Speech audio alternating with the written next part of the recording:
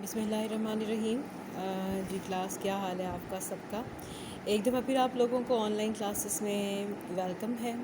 और पढ़ाई हम लोगों ने स्टार्ट करनी है इंशाल्लाह। अल्लाह ताला से तवक्को रखें और उम्मीद रखें इंशाल्लाह कि ये मामला ठीक हो जाएं और हम लोग फ़िज़िकल क्लासेस अटेंड करें, क्योंकि असल जो मज़ा है पढ़ने का वो तो फ़िज़िकल क्लासेस में ही है। तो और मैथमेटिक्स तो स्पेशली आप लोगों को जब तक सामने नज़र ना आ रहा हो लिखा हुआ, आप कैसे अंडरस्टैंड कर सकेंगे। तो बहरहाल हम लोगों ने अब अपनी तरफ से कोशिश तो जारी रखनी है कि हम लोग इन हालात में भी अपना काम अच्छे से कर सकें। तो क्लास आप लोगों की सेकेंड ईयर में आप लोगों को खुशामदीद है। आप लोगों की जो बुक है उसका नाम है calculus and analytical geometry.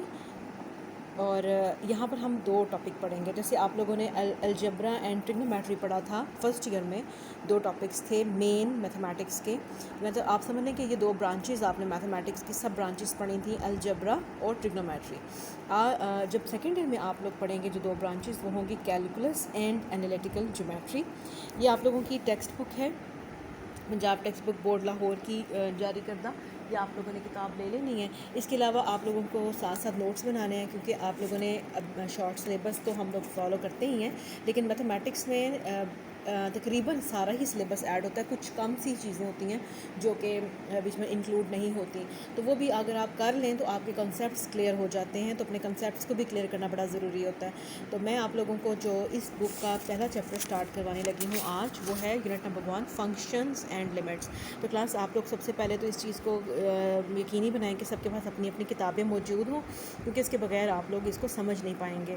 Functions and limits हमारे दो टॉपिक्स हैं। पहले हम फंक्शंस पढ़ेंगे और उसके बाद हम लिमिट्स को स्टडी करेंगे। कॉन्सेप्ट ऑफ फंक्शन, फंक्शन क्या है। A term function was recognized by a German mathematician Leibniz in these years to describe the dependence of one quantity on another. अच्छा जी क्लास, जब हम किसी भी फंक्शन को ड्रॉ करते हैं तो उसमें हमारे पास दो चीज़ें होती हैं। फंक्शन में हमारे पास एक इंडिपेंडेंट वेरिएबल होता है और एक इंडिपेंडेंट वेरिएबल होता है।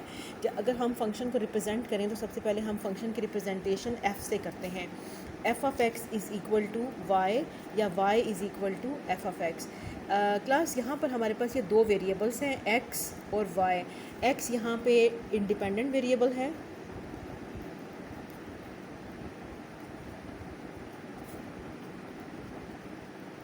और y जो है वो डिपेंडेंट वेरिएबल है। ठीक है, अब देखिए डिपेंडेंट और इंडिपेंडेंट ये जो दो टर्म्स हैं इंग्लिश के, इनसे आप लोग वाकिफ़ हैं। इंडिपेंडेंट का मतलब होता है जो किसी पे मुनहसर नहीं होता, और डिपेंडेंट वो होता है जो कि डिपेंड कर रहा होता है किसी दूसरे के ऊपर, किसी इन्हिसार कर रहा होता है। उसकी वैल्यू हम बजाते खुद नहीं निकाल सकते। अगर हमारे पास f एक फ़ंक्शन है, अब यहाँ पर होगा ये कि हमारे पास दो सेट होंगे। जैसे सेट हमारे पास समझ लें कि दो बॉक्स हैं, एक को हम x का नाम दे लेते हैं और एक को हम y का नाम दे लेते हैं। अब जब हमारे पास x एक जो बॉक्स है इसमें कुछ एलिमेंट्स पड़े हुए हैं, x1 x2 x3 and so on, इसी तरह x4 x5 तक कर लें, बेशक xn तक कर लें। उसके बाद आपके पास यहाँ पे भी कुछ एलिमेंट्स पड़े हुए हैं y2 y3 y4 up to so on yn।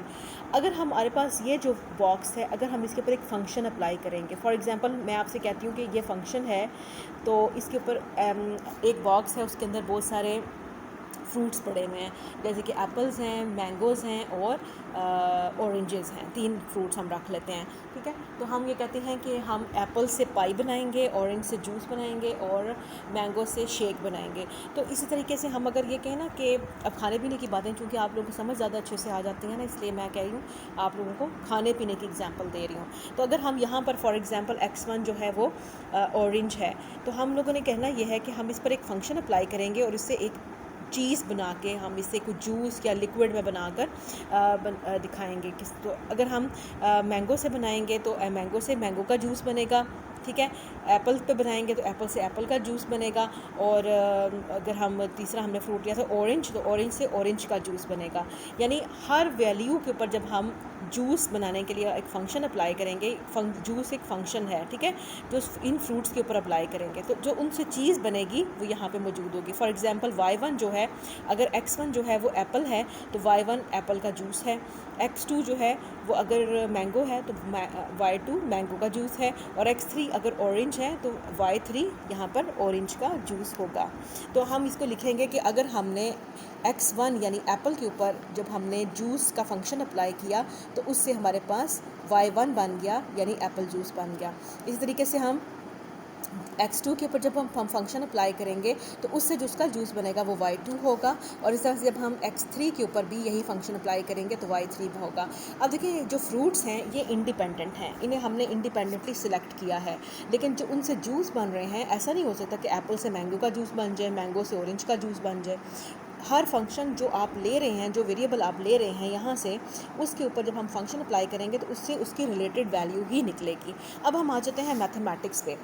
तो इसको हम सिंबॉलिकली इस तरीके से रिप्रेजेंट करते हैं कि हमने जब इसके f के ऊपर x अप्लाई किया तो उससे हमारे पास y आ गया, f of x is equal to y। तो ये इसकी जनरल रिप्रेजेंटेशन है एक फंक्शन की। अच्छा, अब हम आ जाते हैं मैथमेटिक्स के ऊपर। अब मैं आपसे कहती हूँ कि अगर हमारे पास y है इक्वल टू एक्स क्यूब, तो अब इसके लिए for x is equal to 1 2 3, तो आप y की वैल्यूज़ बताएं। तो आप क्या करेंगे कि y x की जो वैल्यूज़ आपको दी गई हैं ये इंडिपेंडेंटली मैंने सेलेक्ट की हैं, मुझे किसी ने फोर्स नहीं किया, मैंने अपनी मर्ज़ी से ले ली हैं, ठीक है। तो अब हम अगर इन x की वैल्यूज़ को यहाँ पे बारी बारी पुट करेंगे, जैसे कि अगर हम x को 1 पुट करेंगे तो x को 1 पुट करने से यानी हम इसको लिख सकते हैं f ऑफ x, तो f ऑफ 1 हमारे पास आ जाएगा, यानी x को 1 पुट करने से y की वैल्यू आ जाएगी 1 का क्यूब यानी कि 1। इसी तरीके से अगर हम 2 पुट करेंगे तो f ऑफ 2 आपके पास आ जाएगा 2 पुट करने से 2 का क्यूब यानी कि 8, और इसी तरीके से f ऑफ 3 हमारे पास आ जाएगा 3 का क्यूब यानी कि 27।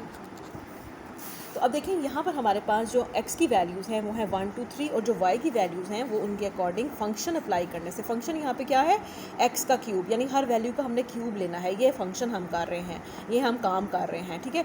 और जो वैल्यूज़ उसकी आ रही हैं सॉल्व होने के बाद वो है 1 8 एंड 27। तो ये हमारे पास x आ गया 1 2 3 और इसकी करस्पॉन्डिंग वैल्यूज़ आ गई 1 8 एंड 27। तो क्लास मैथमेटिक्स में आप लोगों ने इंग्लिश के जो वर्ड्स हम इस्तेमाल कर रहे थे ना उन पर भी बड़ा फोकस करना होता है। जैसे मैंने आपसे कहा इसकी करस्पॉन्डिंग वैल्यू, तो करस्पॉन्डिंग वैल्यू यानी कि x1 की करस्पॉन्डिंग वैल्यू y1, x2 की करस्पॉन्डिंग वैल्यू y2 और x3 की करस्पॉन्डिंग वैल्यू y3। तो ये हमारा एक फंक्शन है। ये तो हो गई मैंने आप लोगों को जो सिखानी थी डेफिनेशन फंक्शन की। अब हम आ जाते हैं अपनी बुक के ऊपर। आप लोगों ने यहाँ से इसकी डेफिनेशन को डेफिनेटली याद करना है। तो फंक्शन क्या है, यहाँ से इसकी डेफिनेशन स्टार्ट हो रही है। A function is a rule और correspondence relating to sets in such a way that each element in the first row set corresponds to one and only one element in the second। अच्छा जी class, यहाँ पर हमारे पास जो function की proper definition है ना वो यहाँ से स्टार्ट हो रही है। A function f from a set x to a set y is a rule और correspondence that assigns to each element in x a unique element y in y। The set x is called the domain of the function f and the set y जो है corresponding elements y in y is called the range of f। तो यहाँ तक इसकी definition आप लोग याद कर लें, यहाँ से लेके यहाँ तक, ठीक है। अच्छा, अब यहाँ पर आपने ये भी याद रखना है कि जो ये y is equal to f of x इसकी रिप्रेजेंटेशन है, किसी भी फंक्शन को रिप्रेजेंट करते हैं।